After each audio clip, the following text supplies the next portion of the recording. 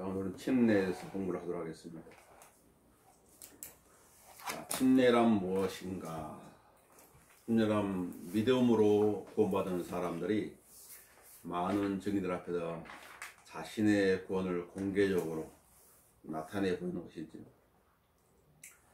그래서 침례를 받아야 구원받는 것이 아니라 구원받은 사람이 침례를 받는 것입니다. 우리들이 유념해야 될 것은 구원을 받기 위해서 침례를 받는 것이 아니라는 것이죠. 구원을 받기 위해 침례를 받는다고 하는 것은 잘못된 가르침인 것입니다.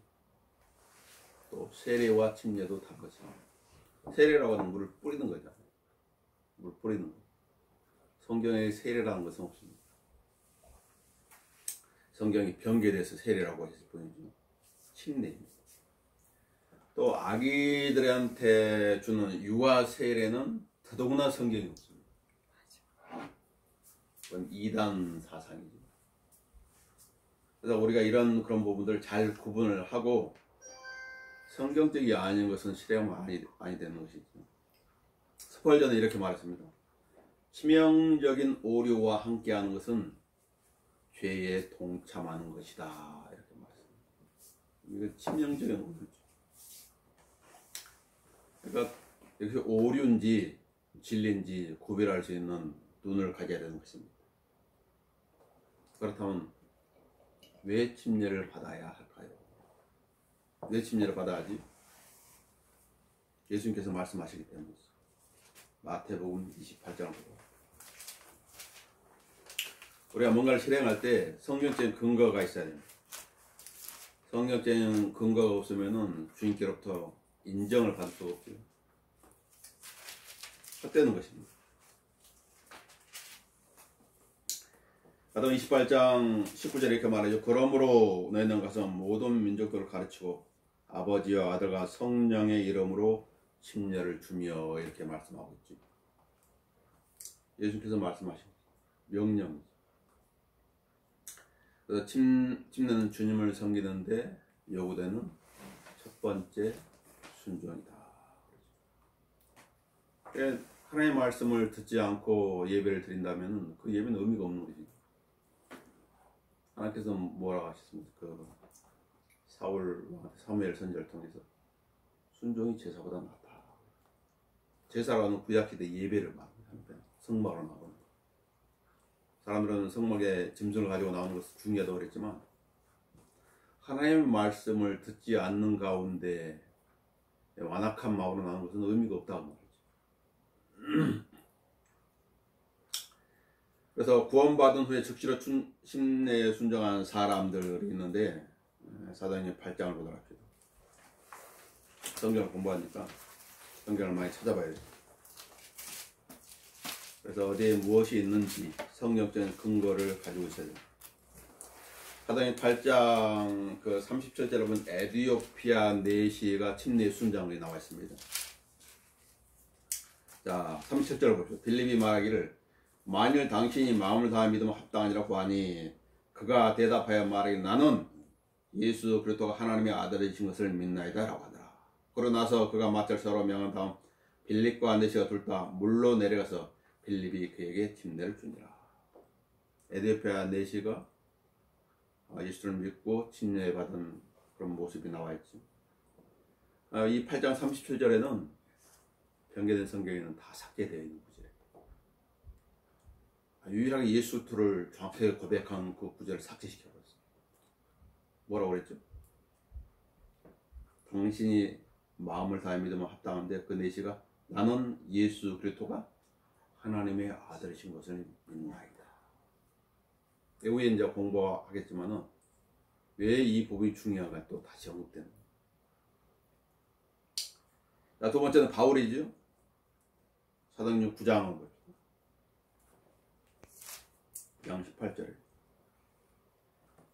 18절에 즉시 그의 눈에서 비늘 같은 것이 떨어지면서 곧 보게 된지라 그가 일어나서 침례를 받더라. 사울이라는 청년은 어떻습니까? 유대교에 열심히 있는 사람이죠. 그래서 자기가 섬기는 그 하나님 뭘 위한 열성이 커가지고 바로 자기가 섬기는 그 하나님을 박해한 사람. 그래서 자기가 잘못했다는 것을 예수님 만나고 나서 깨닫게 되고 그분을 믿게 되죠. 그래 그러고 나서 침례 순종한 것을 9장 18절에 그렇게 되는 것입니다. 인간은 실수할 수 있죠. 잘못할 수 있죠. 왜냐면 연약하기 때문입니다. 중요한 것은 주님께 가르쳐 주셨을 때 그것을 바로 잡느냐 잡지 않느냐 차이죠. 그것은 이제 순종과 불순종인 것이죠. 세 번째는 빌립보의 간수입니다. 사도행전 16장에 나와요.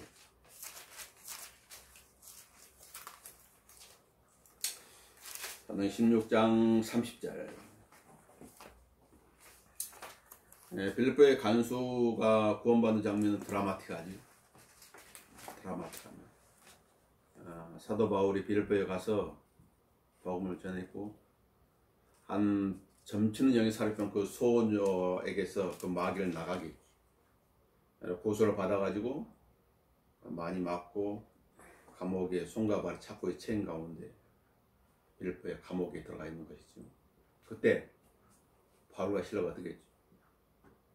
원망과 불평한 게 아니라 하나님을 찬양했다. 하나님께 지진을 일으켜가지고 옥토를 흔들어 놨죠.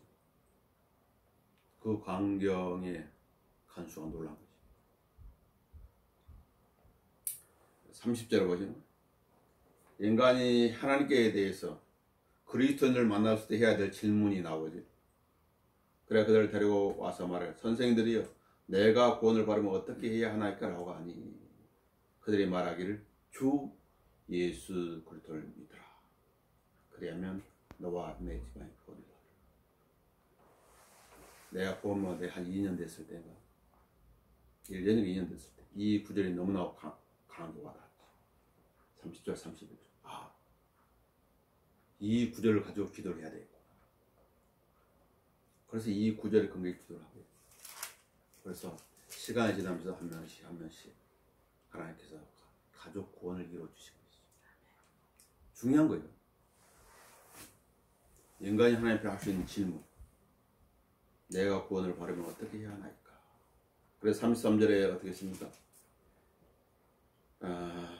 그 하반절은 그와 그의 온 가족이 곧바로 침례를 받더라고 성경은 기록하고 있죠. 침례에 순종한 세 가지 예를 봤습니다. 자, 그렇다면 침례에는 어떤 의미가 있을까요? 두 번째로 침례라고 하는 것은 물에 잠기는 거잖아요. 물에 사람이 잠기면 어떻게 돼요? 죽는 것이죠. 물고기가 밖으로 나와도 조금 더 죽게 되고 사람이 물속에 들어가 있으면 나와야 돼. 계속 있으면 죽게 되는 거지. 그러니까 10년 죄에 대해 죽고 하나님께 대해서 살아가는 외적인 포실을 보여준다. 그래서 갈라디아 6장 14절로 세상이 나에게 십자가에 못 박히고 나도 세상에 그러하니라고 말씀하고 있고 고린도서 3장 3절에도 이는 너희가 죽었고 또 너희 생명이 그리스도와 함께 하나님 안에 감추어졌기 때문이라 해서 죽었다는 거. 뭔가에 대해 죽은 것이. 또 그 다음에 누군가에 대해 살아난 것이지. 이게 침례의 첫 번째 의미입니다. 두 번째는 침례는 침례받는 사람과 그리스도가 하나 되었다는 것을 나타내 주는 것이죠. 자, 로마서 6장 중요하니까 보도록. 로마서 6장에는 물 침례라는 말은 나오지 않죠. 그러나 침례의 영적 의미를 우리한테 알려줍니다. 침례가 이런 것이라는 것을. 영적인 의미. 이 침례로는 죽음과 장사, 부활을 우리한테 가르쳐 주는데 2절에는 죽음이 나오죠. 4절에는 장사가 나오죠. 5절에는 부활이 나옵니다. 자, 2절부터 5절까지 보도록 합시다. 결코 그럴 수 없느니라. 죄에게 죽은 우리가 어떻게 더 이상 그 가운데 살겠느냐. 죄에게 죽었다고 말이에요. 뭐한테 죽었다고요? 죄에게 죽었다. 죄에게 죽었다고 하는 건 죄가 우리한테 영향을 미칠 수 없다는 거지. 마음대로 할 수 없다는 거지. 죽었습니다. 자, 예수 그리스도 안으로 침례를 받은 우리가 그의 죽으심 안으로 침례 받은 것을 알지 못하느냐. 그러므로 죽음 안으로 침례를 받아 그와 함께 장사되었으니. 장사는 뭐죠? 죽은 사람은 땅속에 묻어버리는 것을 장사라고 그러죠.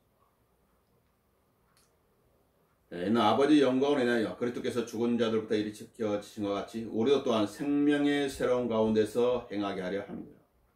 만일 우리가 그의 죽으심의 모양으로 함께 심겨졌다면 또한 그의 부활하심의 모양과 같이 되리라. 그래서 침례라고 하는 세 가지를 봅니다. 죽음, 두 번째는 장사됨, 그리고 부활.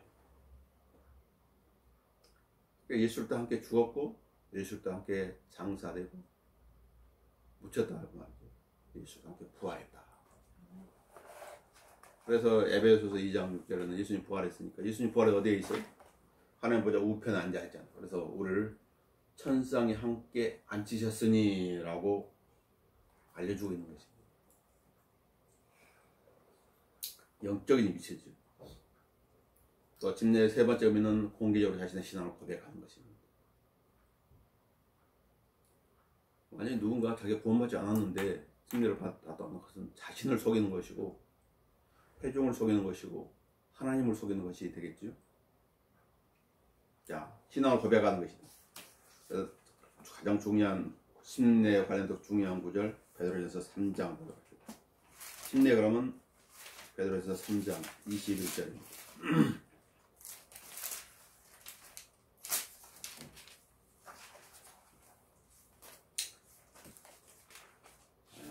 3장 21절 물은 뭐라고 그러죠? 물은 모형이다. 침례라 그러죠. 물은 모형. 실체가 아니라 그림자라는 뭔가를 보여줍니다. 자, 물은 예수 그리스도의 부활하심으로 인하여 이제 우리를 구원하는 모형이니 곧 침례라. 모형이라. 모형과 실체는 다른 것이죠. 구약의 많은 사람들은 예수 그리스도의 모형이 뭔가를 보여주는 거예요. 그래서 구약 성경 읽을 때 실체이신 예수님의 어떤 부분들을 찾아내야 돼요. 침례라. 이것은 육체의 더러움을 제거하는 것이 아니라 하나님을 향한 선한 양심의 응답이라. 양심. 그래서 하나님의 말씀에 따라서 순종하는 것이지. 이 침례가 어떻게 하나 그랬지? 육체의 더러움을 제거할 수 있다고요? 할 수 없다는 것이지. 육체의 더러움을 제거하기 위해서 예수님이 십자가에 달리셨죠. 어떻게 했어요? 할례로, 영적 할례를 행해가지고 혼과 몸을 다 하려고 그랬어요. 그래서 육신의 죄가 그 사람의 권에 영향을 미칠 수 없는 것이 바로 그 이유인 것입니다. 자, 침례 대상이 누굴까? 누가 침례를 받을 수 있을까요? 이건 당연히 구원받는 사람들이죠. 구원받는 사람, 구원받지 않는 사람 침례에 순종한들 아무런 의미가 없습니다. 베드로는 이제 코넬료 그 백부장 코넬한테 보냄을 받았죠. 그래서 이방인의 구원을 말하는 그 성경 구절이 로마서 10장 10절이죠. 그리고 사도행전 10장에는 이방인인 백부장 코넬로 어떻게 구원을 받았는지라는 그 상황이 설명되어 있고, 그 다음에 코넬로라는 그 단어가 사도행전 10장에 10번 기록되어 있고, 또 코넬로 구원을 해서 베드로를 포함한 10명이 방문한 것입니다. 의도적이지. 자, 하나님의 말씀에 경청하고 있습니다. 그때 베드로가 말하는 것이죠. 이 사람이 우리와 마찬가지 성령을 받았으니 어느 누가 물로 침례받는 것을 그 말이요. 성령을 받아는 믿었다. 하나님의 말씀을 들을 때 그들 안에 어떤 일들이 발생합니다. 그 마음 안에서. 그래서 침례를 줬다. 빌립도 마찬가지죠. 빌립이 그 에도피아 네시한테 성경을 통해서 예수를 전했다고 그랬죠. 사도행전 8장에 보니까. 사도행전 8장을 봅시다. 사도행전 8장 넘어가가지고 어떻게 네시를 구령했는지에 대한 그 부분이 언급되어 있죠. 구령자가 되고 싶은 분들은 요한복음 3장이라든가 요한복음 4장, 요한복음 3장 니코데모를 구령하는 그런 부분이라면 요한복음 4장은 사마리 여인을 구령한 모습이고 사도행전 8장은 빌립이 에티오피아 내시를 대단한 권력을 가진 그 사람을 구령한 내용이죠. 자, 에티오피아 내시는 성경을 보고 있었죠. 자, 8장 8장 28절을 보니까 선지자 이사야의 글을 읽고 있었다. 성경을 보고 있었다. 그런데 그 글을 깨닫고 있었던 것이 아니라 그 성경을 보고 있었지만 깨닫지는 못하고 있었죠. 깨닫지 못하니까 아무런 일이 그 안에서 일어날 수가 없는 거죠. 그래서 성령께서 빌립을 그 마초로 이끌어가지고 이런 질문을 하게 하는 거죠. 30절에 당신이 읽고 있는 것을 이해합니까?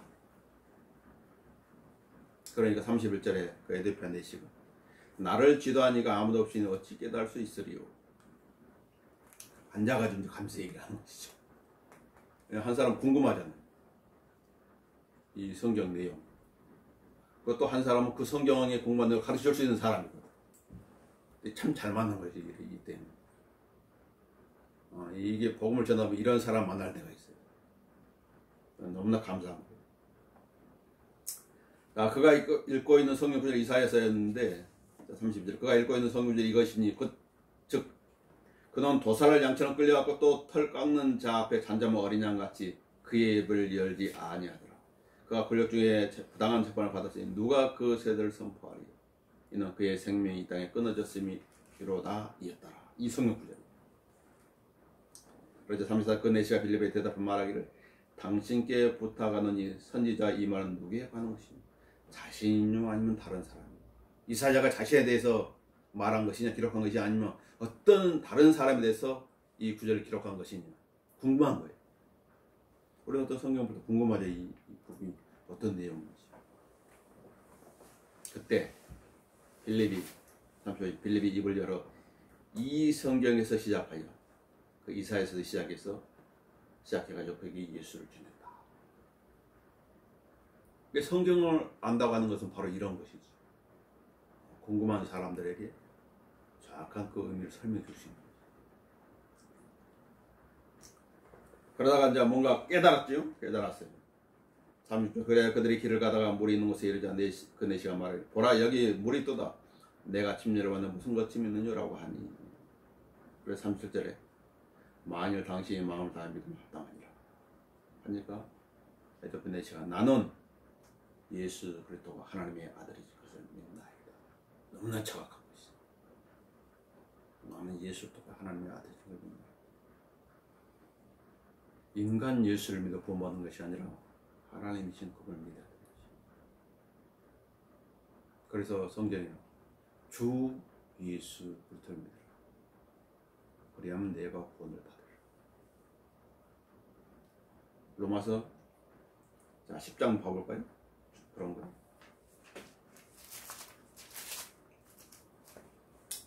로마서 10장 9절 10절을 보시면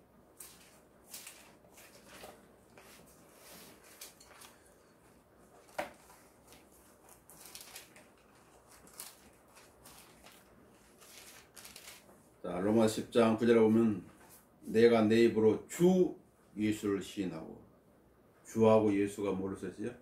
고딕처럼 써있죠. 고딕처럼 써있죠.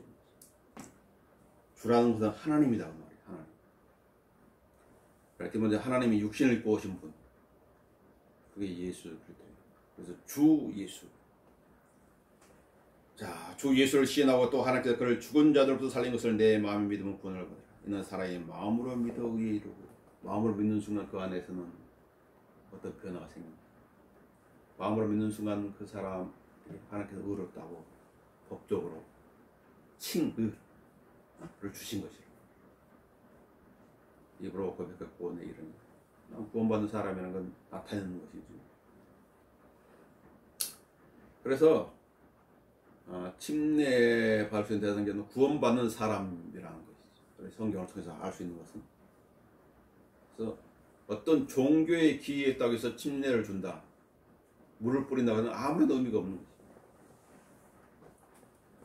구원받은 사람은 즉시 침례에 순종했다는 예가 두 가지 예가 나오는데 즉시 즉시 찾아보시죠. 사도행전 8장 12절에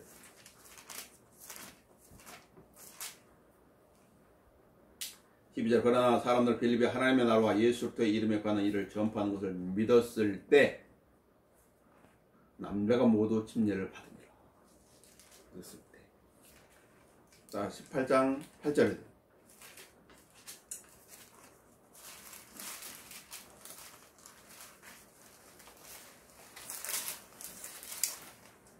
너 18장 8절에 세당장 크리스포가 온 지방과 더불어 주를 믿으니 많은 고린도 사람도 듣고 믿으며 또 침례를 받으니라.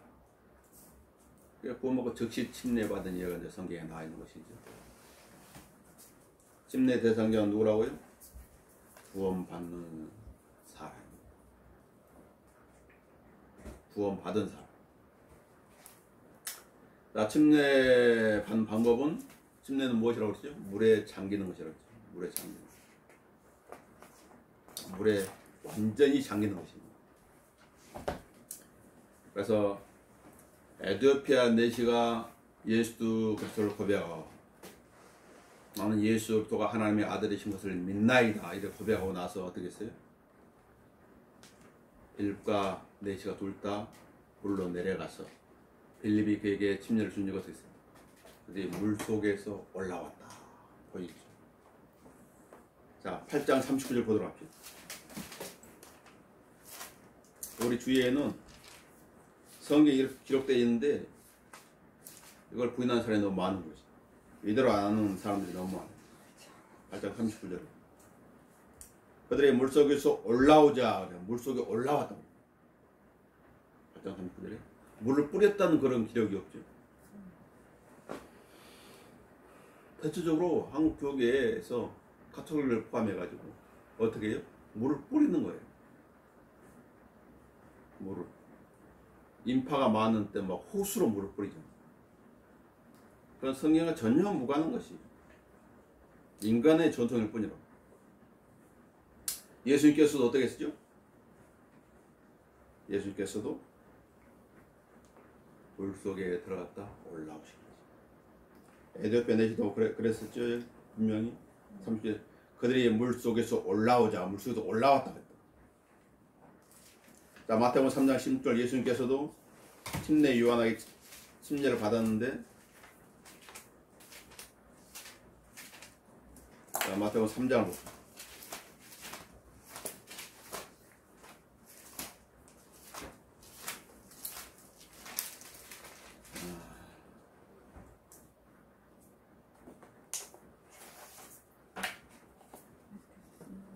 마태복음 3장 16절에 예수께서 침례를 받으시고 곧 물 속에서 올라오시니 그랬죠. 예수님께서도 받는 침례는 어떻게 됐든 물 속에서 올라왔다. 물 속에 들어갔다 올라오십니다. 아, 나는 하나님의 아들이니까 내가 어찌 물 속에 들어갈 수 있어? 그렇게 하지 않고 물 속에 잠겼다 올라오십니다. 그래서 침례는 죽음과 장사됨과 부활의 모형이라고 그랬죠. 사람이 죽으면 땅속에 완전 묻히죠. 물을 뿌림으로써 침례를 준 예는 성경에 찾아볼 수 없습니다. 사람이 죽었는데 사람 장사할 때 흙을 몇 개 딱 뿌려가지고 그 사람을 묻을 수 없는 것 같은 짓이 사람이 죽으면 어떻게 땅속에 완전히 묻죠. 침례는 완전히 잠기는 거죠. 침례를 받는 것이 중요할까요? 침례를 받는 거지. 침례는 뭐와 관련되어 있다고 그랬죠? 순종과 관련되어 있다고 그랬죠. 그러니까 바울은 고린도 교회를 책망하면서 보낸 거라서 고린도 교회 문제가 무엇이죠?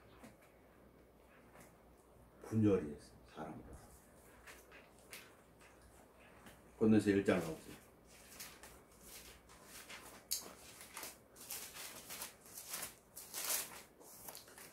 고린도 교회는 네 부로 나눠져 있었는데 1장 15절에 바울을 추종하는 사람, 아폴로를 추종하는 사람, 게바를 추종하는 사람, 그리스도를 추종하는 사람이 나는 내부들. 네.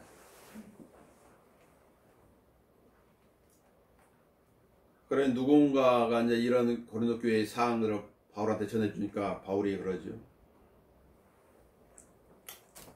침례와 관련해서 언급한 것입니다. 일단 14절 내가 하나님께 감사하는 것은 내가 크리스포와 가이오 외에는 너희 가운데 아무에게도 침례를 주지 아니했습니다. 나는 아무도 내가 내 이름으로 침례를 주었다고 말하지 못하게 하려 합니다. 누군가 아마 그랬나 보지. 나는 바울에게 침례를 받았어. 그런 어떤 자부심을 얘기를 했습니다. 그러면서 얘기를 하는 거예요. 17절에 그리스도께서 침례를 주게 하려고 나를 보내신 것이 아니라 복음을 전하게 하려고 보내셨노라. 뭔가 잘못되어 있는 것이지. 침례는 순종인데 거꾸로 되어 있는 것이 사람 그 고린도 교회. 침례를 너무 강조합니다. 그래서 사도 바울이 그걸 바로 잡아주는 것이죠. 복음을 전하려 보내셨노라. 말의 지혜로 아니하면 그리스도의 십자가 헛되지 않게 하려 함이라. 이 말은 무엇이죠? 침례는 구원받기 위한 필수 요소는 아니라는 것이죠. 예수 그리스도의 십자가도 중요한 것은 없다. 사람들이 가장 중요한 것을 잊어버리고 그 두 번째 것을 이렇게 위로 올립니다. 그것을 경계하는 것이죠. 십계명 중에서 1계명, 400계명까지는 하나님을 사랑하라. 5계명에서 10번째까지는 이웃 사랑이죠. 그래서 하나님 사랑이 첫째인데 사람들 그 첫째를 제껴놓고 둘째를 그 첫째 자리에 올려놓는 거예요. 이웃 사랑. 바로 그와 같은 것입니다. 그와 같은 걸 바로 잡아주는 것이죠. 에베소 2장 8, 9절에 가면 침례를 포함해서 그 어떤 행위로도 인간은 구원받을 수 없고 오직 믿음으로 말미암아 은혜로 구원을 받는 명백히 말씀하고 있죠.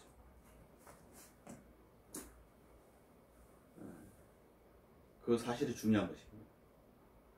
그래서 침례는 그 사람이 구원받았다는 것을 외적으로 표시해 주는 것입니다. 증거해 주는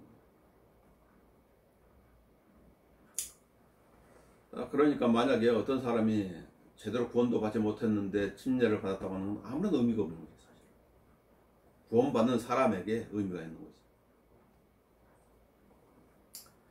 마태복음 28장 19, 20절에 말씀하신 대로 그러므로 너희는 가서 모든 민족들을 가르치고 아버지와 아들과 성령의 이름으로 침례를 주며 가르치는 게 먼저 나와있지.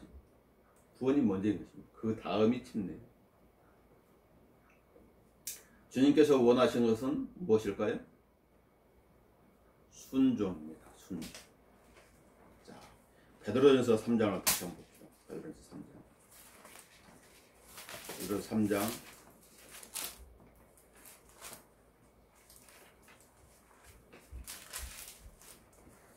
3장 20절부터 22절에 보면은 22절 사이에 보면은 3장 20절에는 순종하지 아니했다는 불순종을 언급하고 있고 20절은 예수 그리스도의 순종이 나오고 20절에 또 순종이 나오죠. 자 20절에 그들은 전에 노아의 날에 방주를 예배한 동안 하나님께 오래 참고 기다리셨을 때 순종하지 아니하던 자들이라. 순종하지 않았다. 방주에서 물로 말미암아 구원을 받은 사람이 몇 명뿐이 곧 8분들이라. 물은 예수 그리스도의 부활하심으로 인하여 이제 우리를 구원하는 거예요. 예수께서 침례를 받으실 때 올라오셨어요. 그 침례라 오현이라 순종하셨다. 이것은 육체의 더러움을 제거하는 것이 아니라 하나님을 향한 선한 양심의 응답이라. 그 양심이 이끄는 대로 따라가는 거예요. 사도 바울도 그랬어요. 양심에 관해서 꺼리낌이 없다고 그랬거든요. 주님 성경에 있었어요. 그래서 하나님이 증거하신다. 하나님의 이름으로 부르고. 하나님의 말씀이 이러는데 그 하나님의 말씀 따라가는 것은 선한 양심입니다. 근데 하나님의 말씀이 이렇게 가르치는데 반대로 간다고 하면 그 양심의 소리를 무시해버리는 것이지. 자, 그는 하늘에 오르셔서 하나님의 오른편에 계시니 천사들과 권세들과 능력들이 그에게 순종하느니라. 순종. 우리 이 구절을 통해서 알 수 있지.